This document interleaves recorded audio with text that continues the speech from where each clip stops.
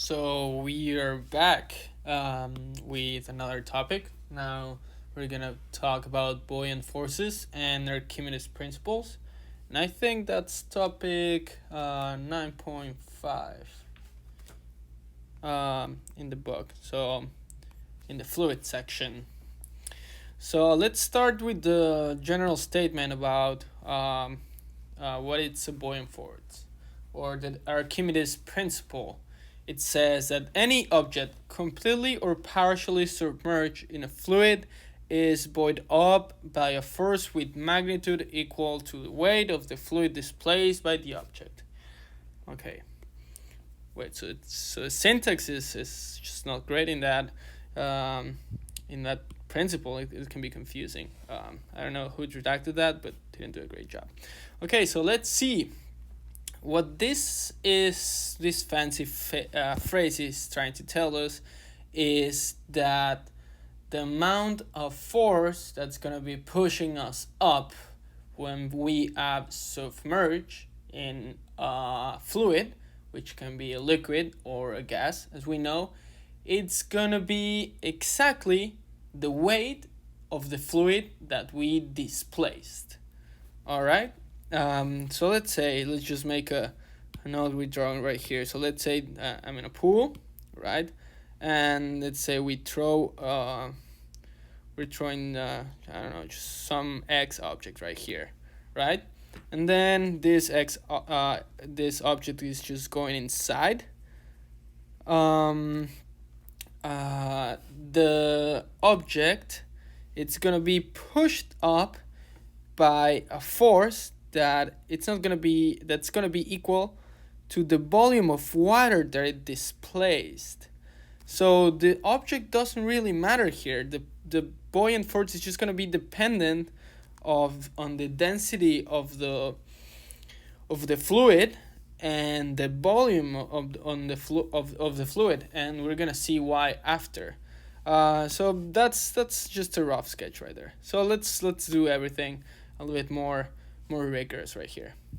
So the general formula is that the buoyant force is equal to the density of the fluid times the volume of the fluid times gravity. And then also we kind of know that there are multiple forces acting on a system. So the net force is going to be equal to the buoyant force minus the weight. And we can also go through the derivation of this formula, but it's not that complicated and easy to remember too. So this is going to be also equal to the density of the fluid minus the density of the object. Let's just organize things a little bit here.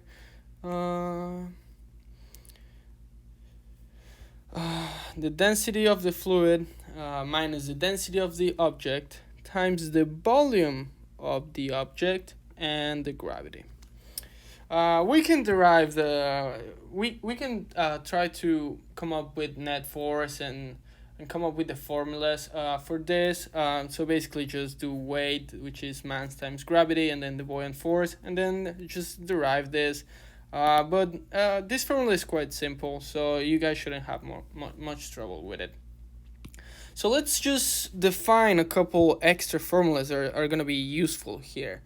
So let's just going to define other formulas that can come in handy when solving this type of problems. So we usually want to remember that weight equals mass times gravity. That's nothing new. Then density, it's going to be equal to mass over volume. That explains why the units are usually kilogram over meter cube, or centimeter or grams over centimeters for density. And then we also have some sort of really handy formula right here that it's defined that the density of the object density of the object over the density of the fluid. It's going to be equal to the volume of the fluid over the density of volume or of the object. So these are just some formulas that come in handy. And just let's move on. So let's try to define what makes an object. What causes? Let's just do causes. What causes an object to float? So let's see. Let's try to think of just things that we know that float. That float in the water, that don't sink when we throw them just in water. Water is a fluid. So let's try to think of the first thing. So if we throw a rock, most likely, if the rock is solid, it's just a normal rock, we would imagine that it would probably just sink, right? So what's the characteristic of a rock that just makes it sink? If we think it through, its density, it's what determines if an object is gonna float. Determines if object will float. Okay, so let's say or sink. So very dense objects are going to sink, and then objects with small densities, less dense, will float. All right, so we can immediately see that if we have an object that is more dense than water, we can think that it will sink. And then if we have an object that is less dense than water, more dense than less dense, it's going to float. So let's try to think of what causes a balloon to float. I think it's gonna be a useful question to define some other concepts. So, what are the two things that we call fluids in physics? In fluids, we call anything that it's a gas and fluids. So both are considered fluids, right? So oxygen, any type of gas, it's considered a fluid as well. Just solid objects are not inside that category. So why a balloon floats? Is it because it's less dense than what? There's nothing. But that's where we're wrong. In the environment, we have oxygen, and we also have the dioxide. I don't really know the word in English, I'm sorry. So we have mostly oxygen in our environment. So this means that the balloon, whatever it's inside of it, it's going to be less dense than whatever it's outside, right? So let's say we usually define density as the number of particles. So this inside some area, right? That's another definition. So the balloon has less particles inside the same volume than the air, and that's why it floats. That's just something to think of. We are not gonna go into the details of that about the density of oxygen, but it's something useful to know. All right, so we're just gonna define some other extra things. Let's just formally state it right here. The buoyant force is the force that pushes an object upward, right? So it's just how much we're going to be pushed upward by the fluid. And we can define that if weight is greater than the buoyant force, what's going to happen? And the opposite case, if weight is less than the buoyant force, what's going to happen? What's going to happen? And then the third case, it's what's going to happen if the weight is equal to the buoyant force. All right, so let's think about it for a sec.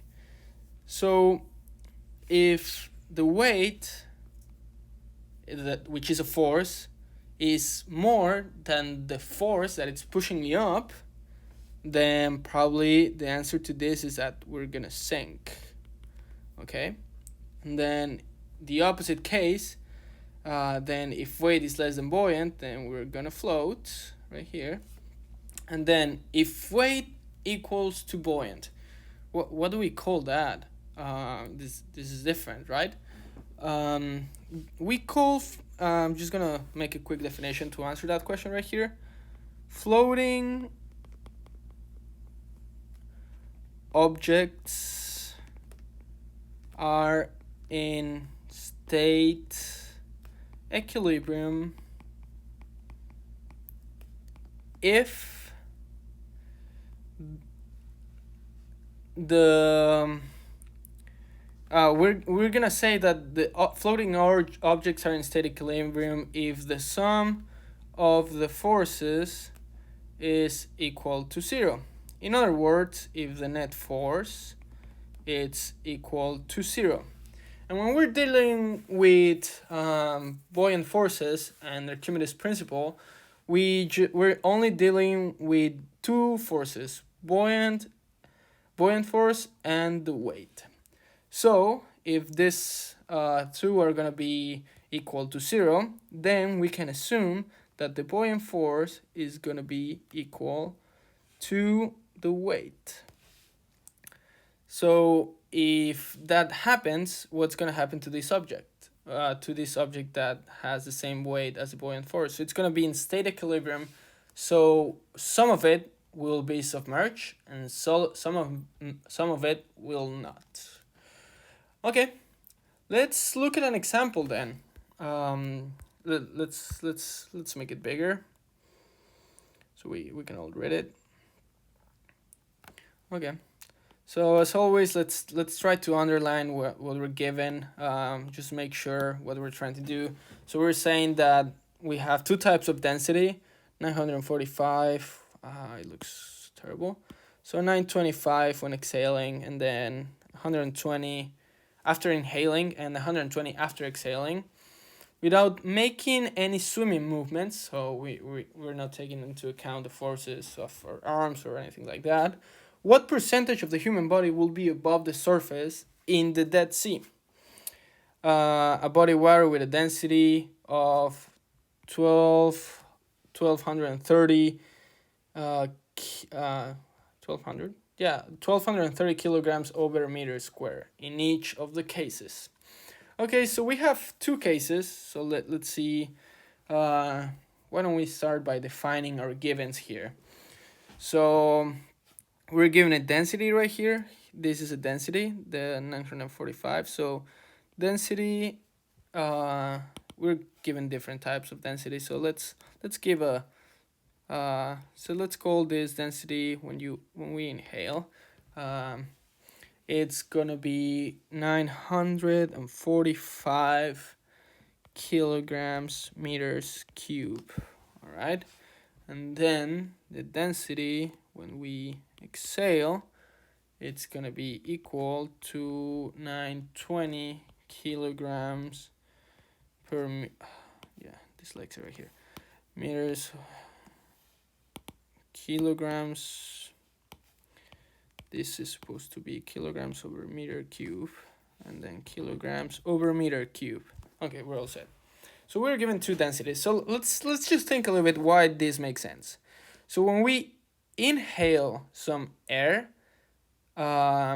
our density becomes less, primarily because air or oxygen, it just makes sense that it's less dense than a solid object in our body. So where we combine two densities and we have some air inside us, it makes sense that we're going to be less dense. And in contrast, when we push out the air and then our lungs just contract and have less volume as well, we are more dense as well. Okay, so we are asked, what percentage of the human body will be above the surface in the Dead Sea? I'm honestly choosing these examples because I just wonder why I cannot float. I've been trying to float all my life and I just can't. So let's try to figure out who floats and who doesn't. Okay, we're also given the density of the sea, right, or the water, whatever you want to call it. So it's gonna be 230 kilograms over meter cube. Okay, so that's a pretty dense sea. Looks like it at least. Um, I believe that the density of different seas changes because of the quantity of salts that they have.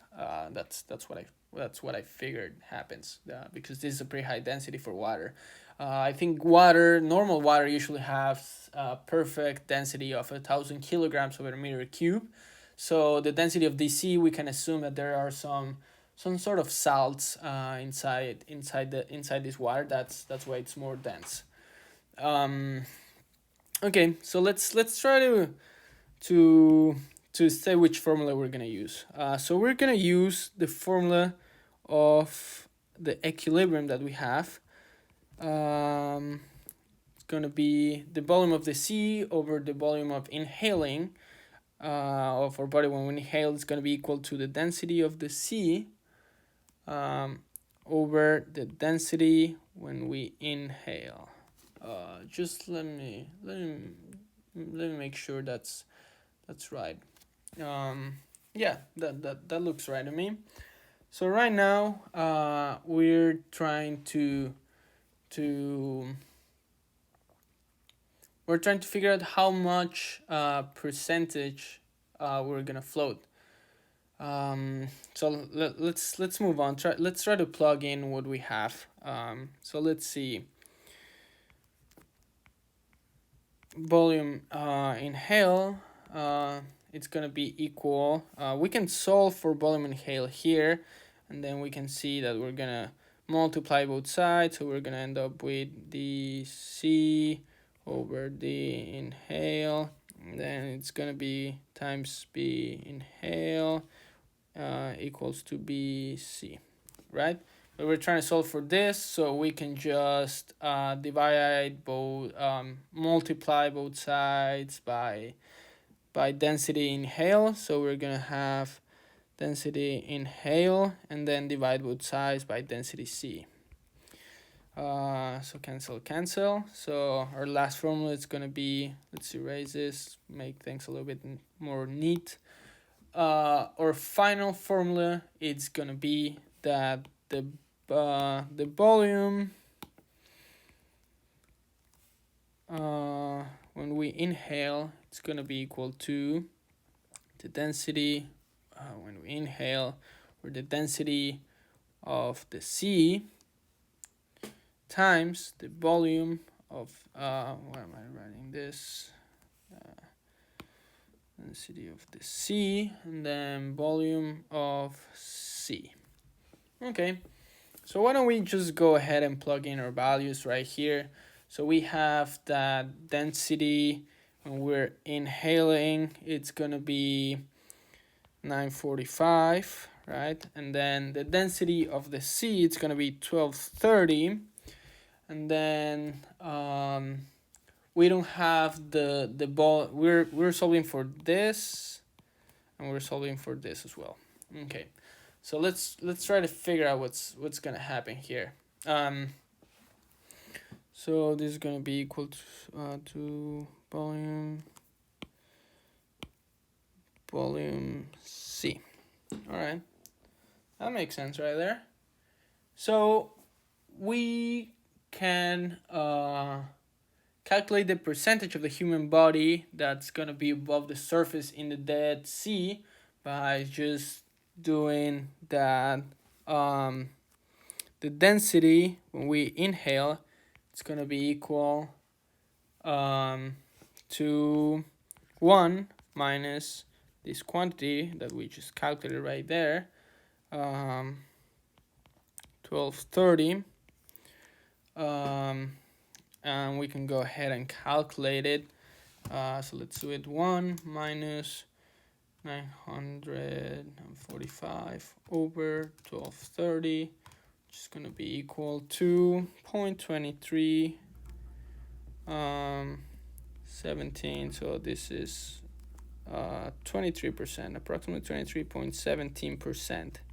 So approximately 23.17% of our body it's gonna be above the surface when we inhale some air. So we can just repeat these steps for the case when we exhale. So we can just go ahead. We figure out the formula already, so we can see that volume when we exhale, it's gonna be equal to the density when we exhale. It's gonna be 1020 over 1230, then BC. Then again, we can use our formulas to come up with this nice formula. So it's gonna be 1 minus 1020 over 1230, which is gonna be equal to 1 minus 1230, no, 1020 over 1230, which is gonna be equal to 0.1707, which is roughly 17.07%. So this is gonna be the percentage of us that's gonna be above the surface when we are in the Dead Sea. So we can see as we become more dense, the percentage of our body that's gonna be inside the sea, it's more, and that makes sense because we're gonna have less buoyant force, which it's gonna make us sink a little bit. And when we inhale and we get that air inside of our lungs, we're gonna become less dense, and we're gonna float a little bit more. So that's just a way of thinking, just making sure our results are correct. So we have part A. Then part B, given that bone and muscle are denser than fat, what physical characteristics differentiate sinkers who tend to sink in waters from floaters? Okay, so let's see. We have part C. We know that fat fat is less dense. Now let's find it differently. Let's be a little bit more rigorous here. So the density of fat is less than the density of muscle and the density of bone. So following the logic that we have that we used before, which is right here again, less dense objects will float, and more dense objects are gonna sink. So if we follow this principle, we can infer that humans with more fat will tend to float when submerged in water. Okay, and then we can take the similar statement with the right side, which is humans with more muscle and bones, well, just with more muscle and bones percentage, with more let's do fat percentage right there too, will tend to sink when submerged in water. Let's not be repetitive here. So we've defined the Archimedes principle, buoyant force, and a helpful application. And we're gonna follow up with some why is this important? Because I don't think floating underwater, if you can swim, it's important, but there are definitely some more important applications that we can discuss.